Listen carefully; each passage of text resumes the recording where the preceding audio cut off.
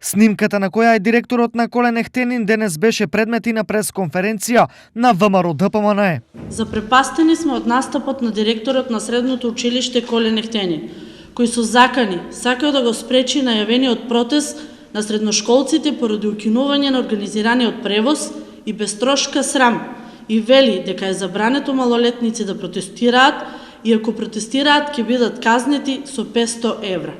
Бараме одговорност за ваквиот однос на директорот на училиштето, бидејќи правото на протест е основно човеково право загарантирано со устав и никој нема право да го ускрати. На пресот на ВМРО ДПМНЕ реагираа со контрааргументи од СДСМ. Опозицијската ДПМНЕ, која очигледно подолго време ќе си остане како опозиција, повторно како и многу пати досега се обидува да манипулира со малолетници и да шири невистини.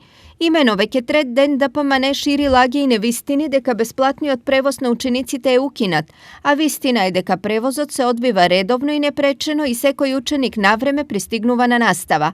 Посочениот директор, кој се однесува како одговорен директор, нити се заканува, ниту спречува наводен протест, туку истиот само им посочува на законските права, но и обврски. Стои во реакцијата.